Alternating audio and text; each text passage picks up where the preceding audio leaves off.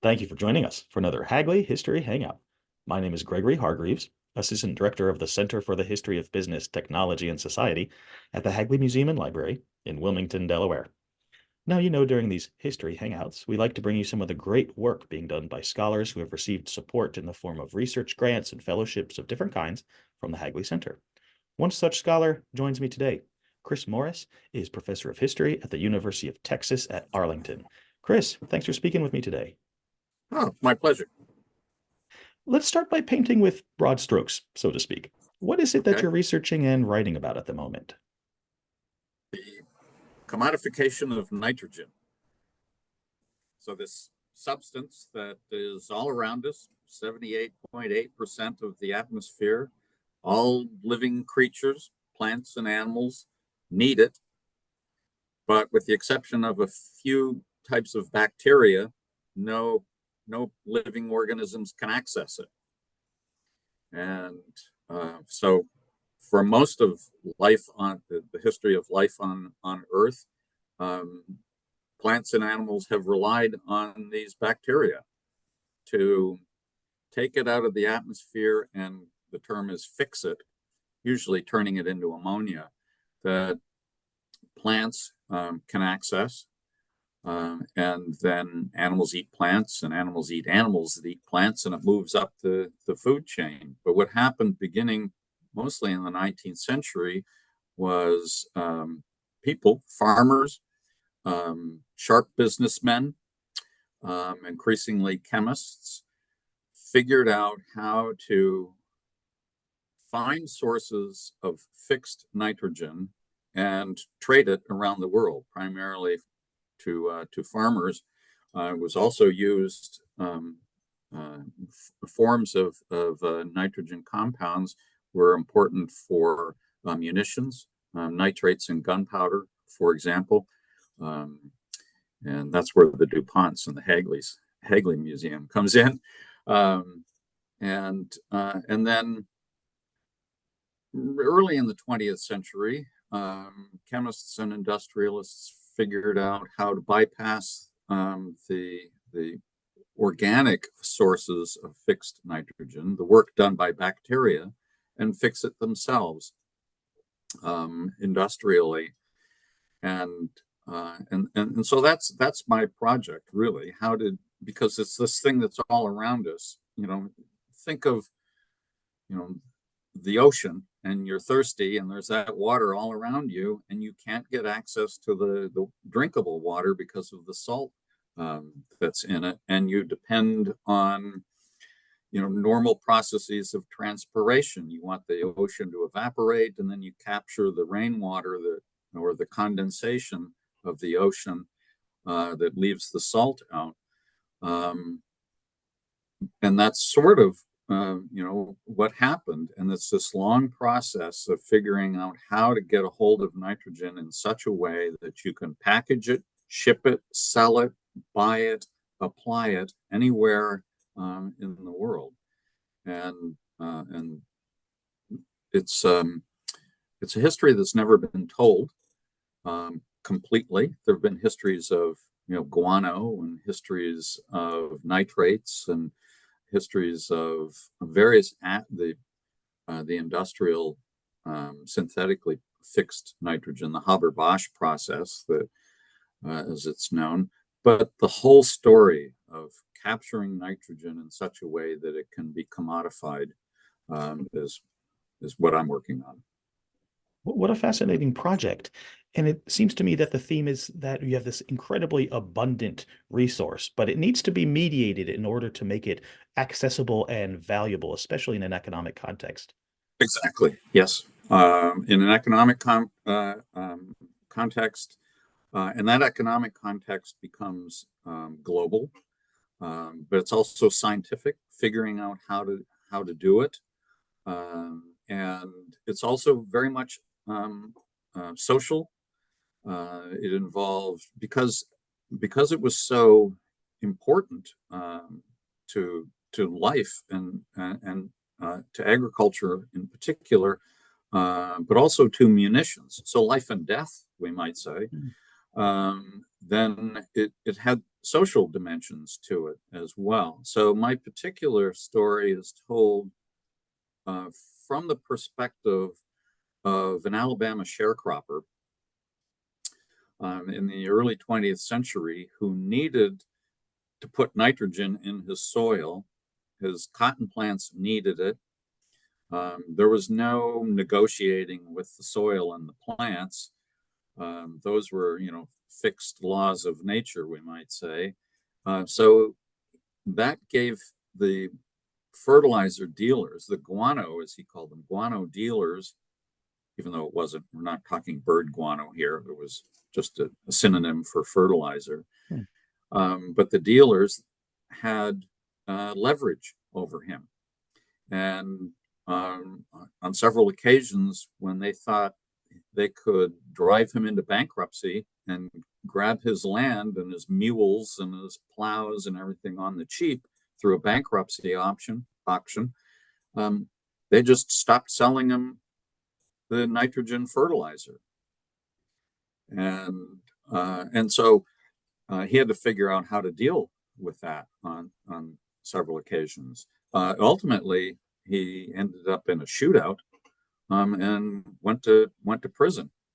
But this happens elsewhere in this history. This sort of social, like interpersonal, political conflict. At this time, there were lots of mom and pop fertilizer dealers that were at risk of being taken over by larger corporations that were forming. The larger corporations were competing with other large corporations. The American corporations were competing with the German corporations, and then there was competition between the countries, the United States and Germany and Great Britain, and then when there were periods of wars during the First World War, in particular, the whole nitrogen for fertilizer business gets hijacked by nitrogen for munitions business. Mm-hmm. And so all of this contest and conflict is wrapped up in this very fascinating history. Yeah, seems like a very rich subject. It is. It is. It's vast. I mean, it's a global history. I call it. My subtitle is, which I'm still working on, but it's along the lines of the global history of an Alabama cotton patch. So that's how I'm keeping hold, containing this history that could very easily get out of control. I keep asking myself, what does this have to do with Ned Cobb in Alabama? And then I know I'm still on track. I love that approach, especially the way it makes explicit those connections between the local and the global, Right. in a very elegant way. That's great. Oh, thank you. Thank you. Could you perhaps unpack a little bit more for us the transition from organic sources of nitrogen to synthetic? Sure. And in fact, I've been writing a little bit about that recently. The transition begins to occur at the end of the 19th century. Most of the organically produced nitrogen is coming from, in the middle of this century anyway, it's coming from Peruvian, Peruvian guano and bird guano. But nitrogen is also coming from other sources produced in the United States, in slaughterhouses, for example. The stockyards in Chicago and elsewhere get involved in selling blood and bones to fertilizer dealers who they process it. They grind the bones and they dry the blood and they produce a powder, and it has a certain amount of nitrogen in it. and they mix that with sometimes fish scrap. So there's an industry for catching fish, small fish. They're kind of like anchovies, and they live in the estuaries of the Chesapeake Bay and the coast of North Carolina. And they're caught and they're kind of processed and ground up. And there's a certain amount of nitrogen in them as well. All this stuff gets mixed together. And eventually, around the 1870s or so, the Chileans, or not the Chileans, the Peruvians are concerned that all their guano was going elsewhere in the world. And so they put a halt on the trade, and fertilizer dealers and merchants have to go elsewhere. Then they find mineralized nitrates in the Atacama Desert of Chile, and that becomes an important source of nitrogen in fertilizer as well.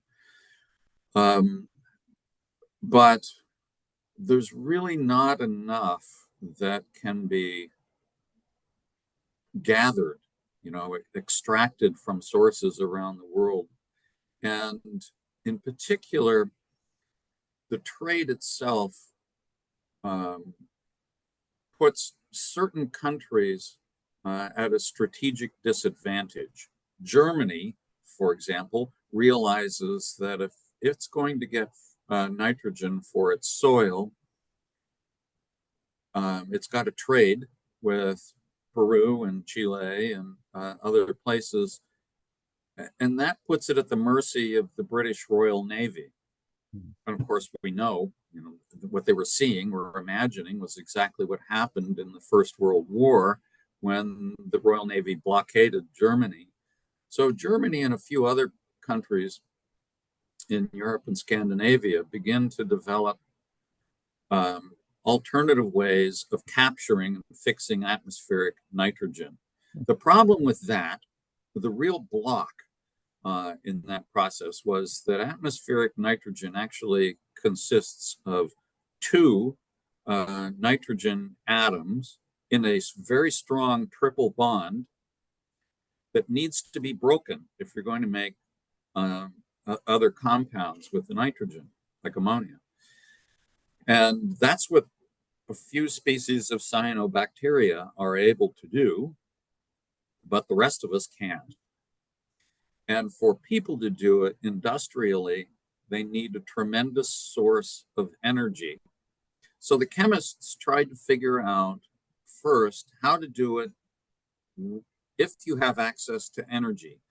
And in Norway, for example, because it had, at the end of the 19th century, an abundance of hydroelectric power, was able to develop a process for fixing nitrogen, but it used a tremendous amount of energy. The Germans didn't have that energy, and they ultimately came up with a lower energy, still took a fair amount, but not as much, to produce ammonia. And this was the so-called Haber-Bosch process. But the Germans were encouraged to do this because they didn't have access to the high seas and to global trade, and that the United States had, and that the British had. And then they kept it a secret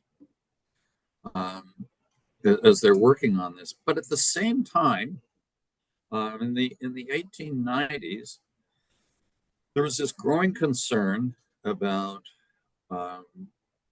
food production, that there was going to be a global shortage. The population was reaching the limit of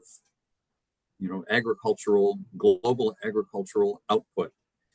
And there was a gathering of chemists, a British Society of Chemists in, I believe, Bristol in the 1890s, 1896, somewhere around in there. And the keynote speaker charged chemists with solving the problem. So this problem, it's all about soil chemistry, and the chemists of this society can solve this problem. And within a few years, they essentially had, but it wasn't British chemists. It was German chemists that solved it. So that's, I mean, so it's both geopolitical and it's also scientific, kind of merging at that time. The effect of synthetically fixed nitrogen doesn't really have its biggest impact until well into the 20th century, because the First World War intervenes. The Germans keep their methods secret.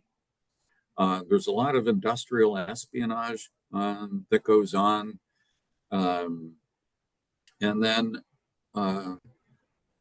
there's the Depression, and there seem to be alternative sources. American companies and the U.S. government tries to adapt the Norwegian methods to make cyanamide. And so factories open up at Niagara Falls, where there's hydroelectricity. There's a plan to open a factory in northern Alabama at Muscle Shoals, where they can produce hydroelectric energy.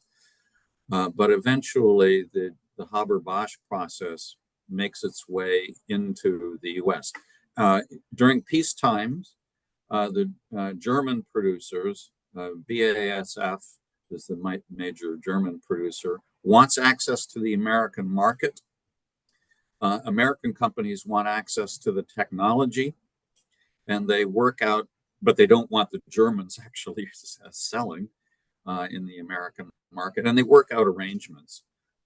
And the DuPont Company plays a leading role in this, sometimes in the open and sometimes in secret, out of sight of government regulators, antitrust regulators, and officials concerned about American technology and national security and so forth. So that becomes an interesting dimension in this story.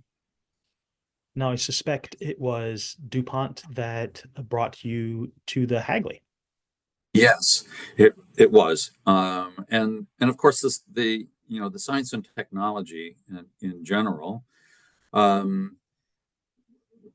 came to the Hagley not knowing exactly what all I would find, and I was interested in hoping to find records for some of the companies that were fixing nitrogen that the DuPont Company bought up.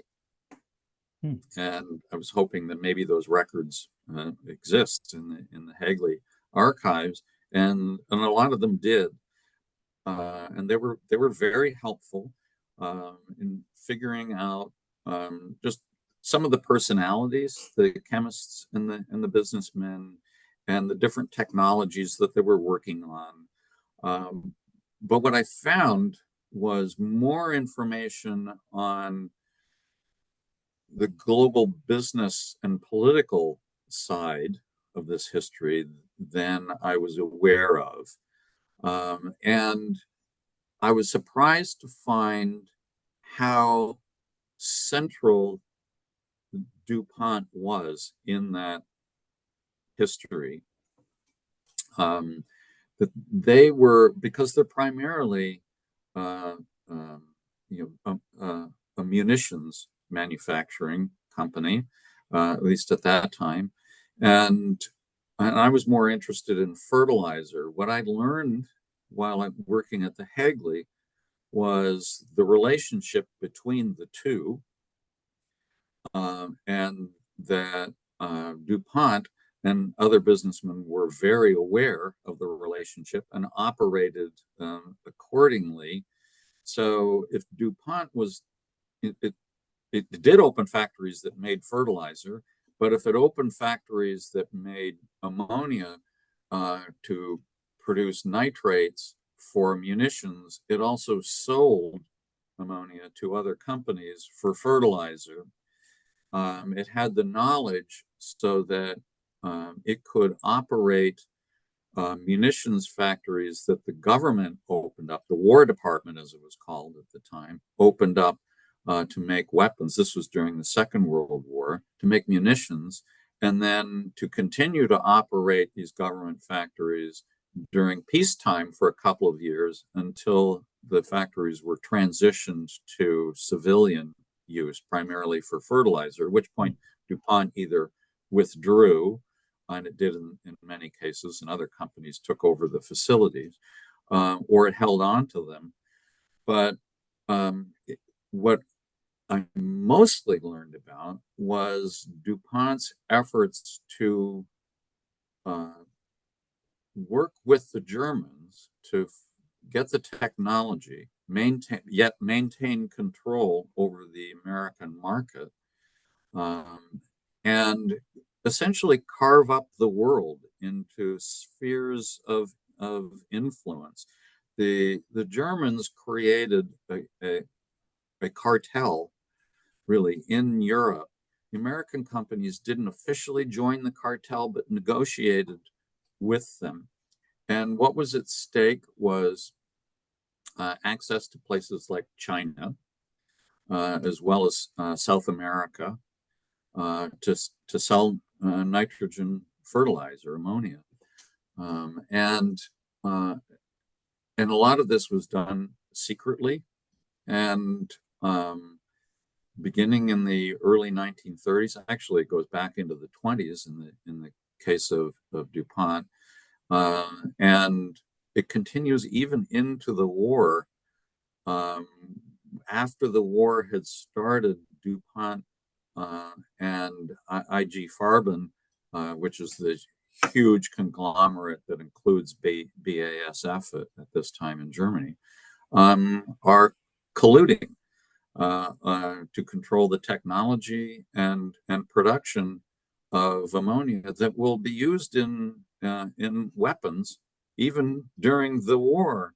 So even when DuPont is given federal government contracts, War Department contracts to produce munitions for the United States, they're still working with the Germans to try to figure out, the technology, and to control the markets. So this is really what I was learning. Mm-hmm. I wasn't aware of the scope of all of this. And then there's during the war period and afterwards, what I found in the Hagley archives was some of the memos and the drafts of legal briefs and so forth produced by company lawyers in response to lawsuits brought against the company after the war for some of its antitrust activities. And cases, certainly some of the cases were prominent in the court records. The Supreme Court and some of the appeals court records are readily available online, but the thinking inside the company is not.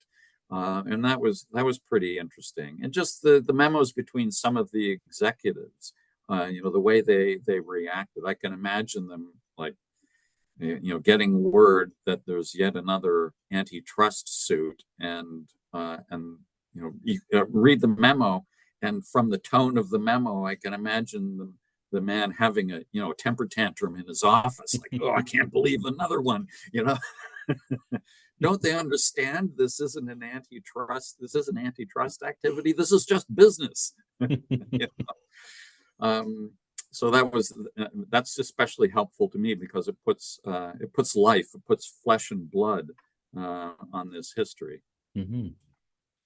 Speaking of, I'm wondering if you can speak a little bit to your methodology in conducting archival research on environmental subjects. That is to say, especially doing environmental history in business archives. Could you maybe speak to that a little bit? Sure. There's not really anything different about the method. I do what any historian does, and I sit down in the archives and I go through these folders of records, and I make notes, and sometimes I take pictures of them if I need a copy of them, because some of them are just so rich with information. And I want to be able to reread it at a later point. What makes environmental history research different is it's just what I'm attuned to. Anytime there is mention of a resource, a place, a process that involves interaction between people and the natural world, then it's like my antenna start, twitching. And so if they're talking about producing ammonia in a factory, I want to know, well, what are the raw materials, and what are the locations that they're coming from? Where does the waste go? What's the impact on the local environment of producing ammonia? So a lot of factories were opened in coal mining and iron ore refining factories, where the coal was burned because you could get some of the byproducts of burning coal were then used to fix nitrogen synthetically. So Virginia and West Virginia became important locations, but waste was dumped into the river and into the air, and those are the things that I think about. And in addition to the effect of nitrogen fertilizer itself in the soil, what are the environmental effects of this expansion of agriculture, this intensification of working the soil by supplementing it with nitrogen? It doesn't all go into the plants.